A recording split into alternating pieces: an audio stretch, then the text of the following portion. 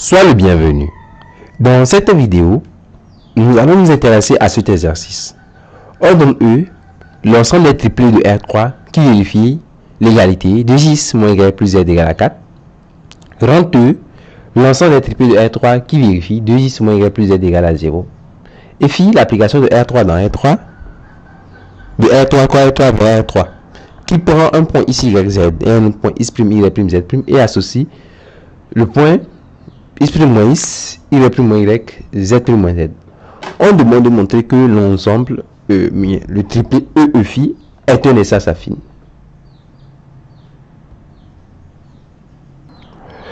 Tout d'abord, nous allons montrer que l'ensemble grand E donné par l'énoncé est bien un espace vectoriel. Notez que cela ne fait pas partie de la définition d'espace affine, mais bon, c'est juste une question supplémentaire que j'ajoute. On va d'abord montrer que grand E donné par l'énoncé est un espace vectoriel. C'est quelque chose que vous aurez à étudier en maths 101, algèbre linéaire. Voilà. Donc, montrons que E est un espace vectoriel, c'est-à-dire un sous-espace vectoriel de R3. Remarque, pour montrer que A est un sous-espace vectoriel de B, qu'est-ce qu'on fait? On montre que le 0 de B, le neutre de B appartient à A, et ensuite que A est stable par combinaison linéaire, c'est-à-dire que quand on prend deux éléments de A, et quand on fait la combinaison alpha x plus bêta y, on trouve encore un élément de A, alpha bêta étant un scalaire. Dans notre cas, alpha et bêta sont des réels. Donc j'explique. Dans un premier temps, je vais montrer que E est un sous-espace vectoriel de R3. Notez que E est inclus dans R3. Hein. Donc E est constitué du triplé de R3. E est inclus dans R3. Donc, je vais dans un premier temps montrer que l'élément neutre de R3 appartient à E. C'est quoi j'appelle élément neutre de R3, bien le 0 de R3? C'est le triplé 0, 0, 0. Il faut d'abord montrer qu'il est dans E. Voilà. E est défini comment? E, c'est l'ensemble des triplés ici y, z qui vérifie la relation 2x moins y plus z égale à 0. 2x moins y plus z égale à 0. Autrement dit, pour vérifier que le triplé ici y, z appartient à E, il faut calculer 2x moins y plus z et montrer que c'est égal à 0. 2x, donc deux fois la première composante du triplé, moins la deuxième composante du triplé, plus la dernière composante du triplé est égale à 0. Donc c'est ce que je vais faire ici en fait. Je vais dire que quand on fait deux fois, ici la première composante c'est 0, le i c'est 0, le y c'est 0, le z c'est 0. Vous devez calculer 2 fois 0, moins 0, plus 0. Comme ça donne 0, alors je peux dire que le triplé 0, 0 est bien dans quoi? Est bien dans E. Donc le deuxième point, pour montrer que E est un espace vectoriel, ou bien un sous-espace vectoriel de R3, il faut donc prendre le deuxième point. Le deuxième point veut dire quoi? Ça veut dire que vous devez prendre deux éléments de E et montrer que leur combinaison linéaire est dans E. Donc vous devez prendre deux vecteurs dans E. Deux éléments de E. Ok? Mais il y a un truc que je précise. Les éléments, un élément qu'on prend dans E, c'est un triplé. C'est-à-dire quand vous prenez un seul élément dans E là, il a trois composantes. X, Y et Z. En quelque sorte, l'abscisse soit donner la côte. Donc quand il va dire que je prends deux éléments de E, je vais bien garder avec ce que un élément de E a trois composantes. Ok? Donc c'est ce que je vais faire. Je vais dire que je prends un élément. Voilà, soit je vais le baptiser par exemple U et V par exemple. Bon, peu importe le nom que vous leur donnez. Donc je prends U égale X, Y, Z. Et je prends l'autre vecteur que je vais baptiser U'. Voilà, et U' égale X', Y', Z' des éléments de E. Je vais montrer que leur combinaison linéaire est encore dans E. Je dois non pas aussi alpha, bêta des réels. Donc, ce que j'appelle leur combinaison linéaire, c'est quoi? C'est alpha U plus bêta U'. Ok? Bon, je pourrais prendre alpha' pour que ça rime avec U'. Bon, ce sont que les lettres en fait. Donc, je calcule alpha U en fait plus alpha' U'. Donc ici, c'est de montrer lui aussi, il est dans E. Donc je fais alpha, U c'est X, Y, Z. Et U' c'est quoi? C'est X', Y', Z'. Donc le calcul fait quoi? Ici, alpha multiplie X, Y, Z. Ça donne alpha X, alpha Y, alpha Z. Donc plus quoi? Alpha' X', alpha' Y', et alpha prime z prime. Donc on fait la somme cette fois-ci. Cela donne quoi? On fait alpha x plus alpha prime x prime. Donc on fait la somme des vecteurs composante par composante. Donc on fait alpha x plus alpha prime x prime. Ensuite alpha y plus quoi? Alpha y plus alpha prime y prime. Et enfin alpha z plus quoi? Alpha prime z prime. Donc j'ai déjà calculé alpha u plus alpha prime u prime. Je vous disais que l'objectif c'est de montrer que, étant donné u et u prime dans E, de montrer que alpha u plus alpha prime u prime que je viens de calculer est dans E. Voilà. Maintenant, comment est-ce que vous faites pour montrer qu'un élément en fait est dans E? C'est ça la question. En fait, regardez bien ce que E est. L'énoncé a bien précisé que E, c'est l'ensemble des triplés x, y, z qui vérifie la condition de x moins y plus z égale à 0. Donc, par exemple, quand vous prenez le triplé 1, 1, moins 1, ok? Si vous prenez le triplé 1, 1, moins 1, est-ce qu'il est dans rang 2? Pour le savoir, il suffit de calculer 2 fois son abscisse, 2 fois 1, moins son y, c'est 1, plus son z, moins 1. Donc, on fait 2 fois 1, moins 1, plus moins 1, ça donne bien 0, n'est-ce pas? Vous pouvez le vérifier. Donc, on peut dire que le triplé 1, moins 1 est dans rang 2. Ça, c'est juste une parenthèse. Donc, on revient ici. Je vais montrer que alpha u plus alpha prime u prime est dans E. Je vais donc montrer que quand je prends le grand X, je vais appeler ça la grande X. Il s'agit de la première composante de alpha u plus alpha prime u prime. Je vais noter ça là, grand Y.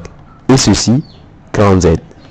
Donc pour montrer que alpha u plus alpha prime u prime est dans E, je vais donc calculer d'après la définition de U, quoi?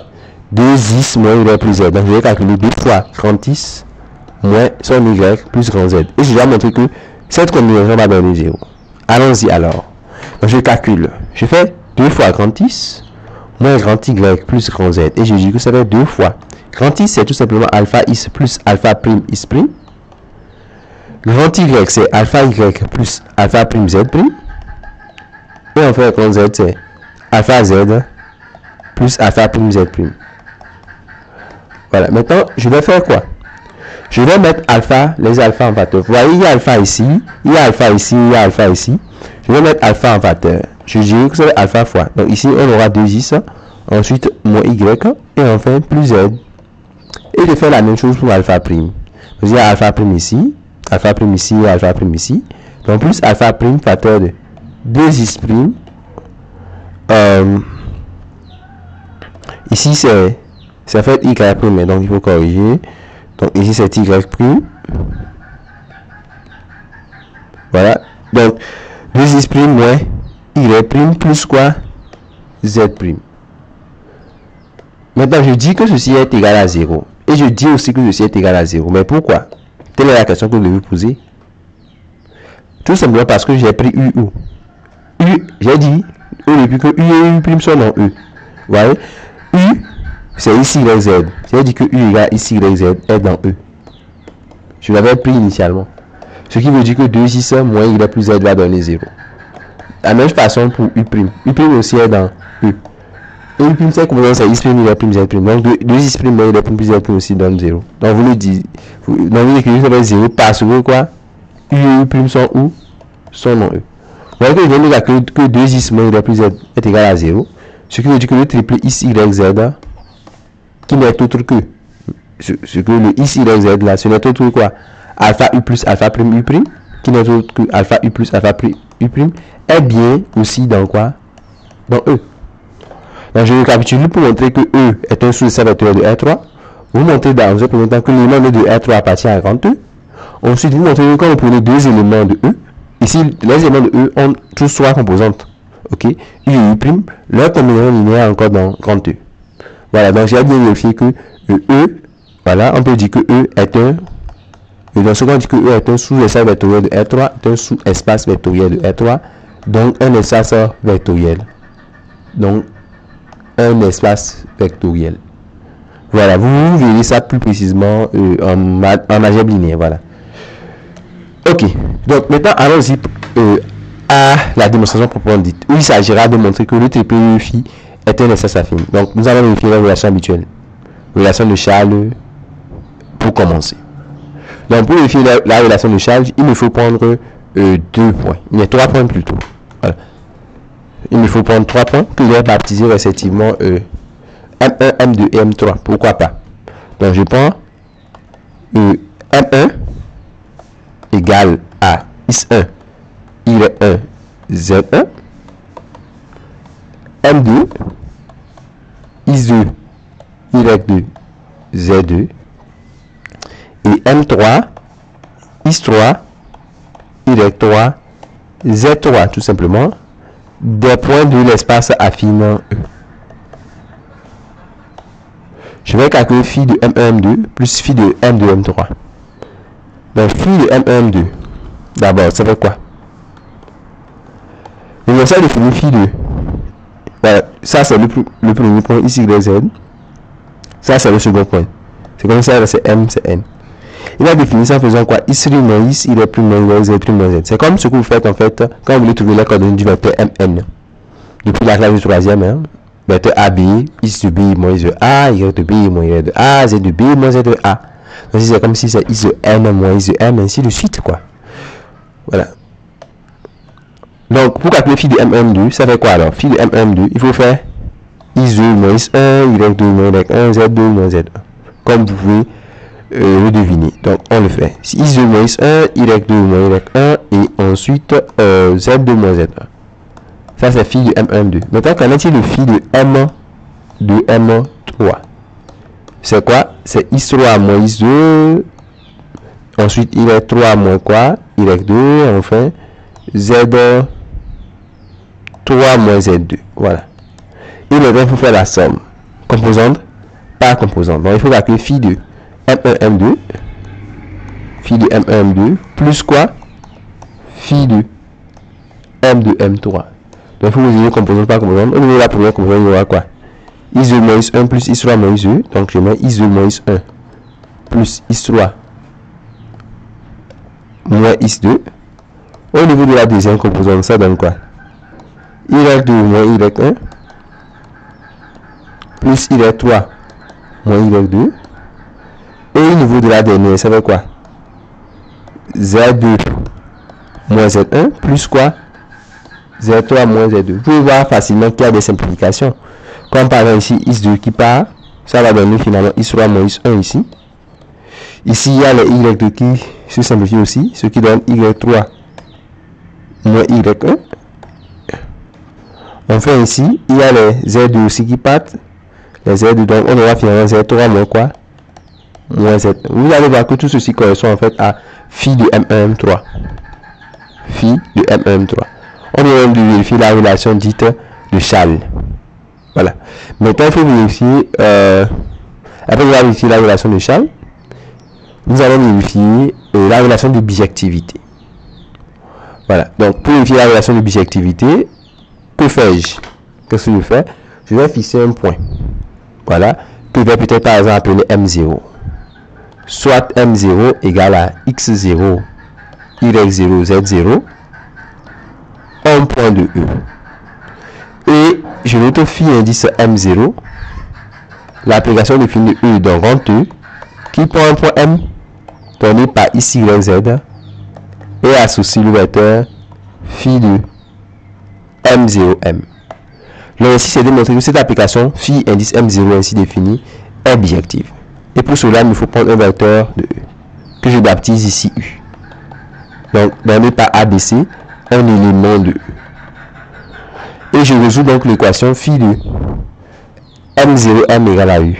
Donc, phi de M0M égale à U signifie ici que donc phi de M0M ici c'est quoi? M, ses composantes c'est quoi? C'est X, Y, Z. M0 ses composantes c'est I0, Y0, Z0. Donc, le vecteur M0M qui est encore phi de M0M, ça fait quoi? Il faut faire X moins I0, Y moins Y0 et ensuite quoi? Z moins Z0. Donc nous écrivons que cela équivaut à écrit que X moins I0, Y moins Y0, Z moins Z0 est égal à quoi? Au vecteur U qui est donné par ABC. Et donc cela équivaut à dire que quoi? Cela équivaut tout simplement à dire que X moins, il faut égaliser composant par composante, hein, il faut égaliser X moins I0 avec A, Y moins Y0 avec B, et Z moins Z0 avec C. Donc c'est comme écrit X moins I0 égale à A, Y moins Y0 égale à B, et enfin Z moins Z0 égale à quoi? Z moins Z0 égale à C. On peut donc tirer X, Y et Z. Vous voyez que je peux tirer X, Y, Z en disant que ici, X est donné par X0 plus A, Y est donné par Y0 plus B, et Z est donné par quoi? Z0 plus C. Voilà, ce triplé X, Y, Z correspond au point M en fait. Ça correspond au point M qui est donné par X, Y, Z. N'est-ce pas? Puisque c'est M que je cherche, c'est M qui est mon inconnu, n'oublions pas. Donc, je dois dire que connaissant X, Y, Z, c'est comme si je connais M, n'est-ce pas? Donc, cela équivaut donc à dire que quoi? M est égal. M, c'est X, Y, Z. Donc, X, je remplace X par X0 plus A. Ensuite, Y par Y0 plus B. Et Z par Z0 plus C. Vous voyez que je viens de trouver une seule solution à l'équation phi de M0, M égale à U. Je viens de trouver une unique solution à cette équation. Voilà. Maintenant, il faut que je m'assure que cette solution ainsi trouvée, le M est bien dans E. Voyez-vous? Parce que l'application, je vais montrer que l'application phi indice M0 est bijectif. Donc, quand je prends un vecteur U dans E, je vais montrer que ce vecteur U dans E possède un unique antécédent U. Dans les sens de départ, E rond. Donc, il me faut vérifier que la solution bien trouvée, la solution là, est bien dans E. Donc, la question que je pose, est-ce que c'est bien dans E? Est-ce que c'est dans E? Maintenant, là, il faut que vous voyez la définition de E. Sinon, vous ne pouvez pas faire cette démonstration. Donc, l'ensemble quantitatif est défini comment? Voilà, l'ensemble quantitatif est défini comme étant l'ensemble des triplés ici, Y, Z de L3 qui vérifie la condition de 6 moins Y plus Z égale à 4. Donc, si je veux montrer que ceci est dans E, il faut que je calcule 2 fois sa première composante moins sa deuxième composante plus sa dernière. Je vais montrer que ceci donne 4. Donc, je vais dire que A, en fait, quand on calcule 2 fois, son I c'est I0 plus A, moins son Y c'est Y0 plus B, plus son Z c'est Z0 plus C, ça donne quoi? Donc j'écris, je regroupe la partie 0 là d'abord. Donc je dis que ça sera 2x0 moins y0 plus z0 dans un premier temps. Ensuite je prends la partie ABC en disant que ça fait 2a moins b plus c. Maintenant que vous 2i0 moins y0 plus z0. En fait, n'oubliez pas que le point M0, on l'a pris, le point M0 égale à I0, Y0, Z0 est pris dans E. Le point M0 égale à I0, I0, Y0, Z0. Z, il est pris dans E. Comme I0, Y0, Z0, on l'a pris dans E, ça veut dire qu'il vérifie la condition qui caractérise E, c'est-à-dire que 2 fois son I qui est I0, moins son Y qui est Y0, plus son Z qui est Z0, doit donner 4. Donc on sait déjà que ceci donne 4. Maintenant, 2A moins B plus C, quant à lui, ça donne combien? Bah, en fait, le vecteur U, qui est ABC, il est pris où? Dans 22. Ce qui veut dire que 2 fois son I, moins son Y, plus son Z donne combien? Ça donne tout simplement 0. Vous voyez donc. Vous voyez donc qu'on aura 4 plus 0, ça donne bien 4. Donc on peut dire que le point M qui est donné par I0 plus A, Y0 plus B, Z0 plus C, est bien dans l'espace E, tel qu'on l'a désiré. Donc finalement, on vient de montrer que l'application, voilà, phi indice M0 est quoi? Est tout simplement bijective. Voilà, on la vérifie. Voyez-vous, parce qu'il y a un unique point M, à chaque vecteur U dans E, il y a un unique point M dans E, tel que phi de M0, M égale à U. Donc l'application phi indice M0 est bijective. On peut donc conclure que l'espace l'espace E, grand E phi, est bien un espace affine. Voilà, donc nous vous recommandons de reprendre l'exercice afin de mieux comprendre chaque rouage. À la prochaine.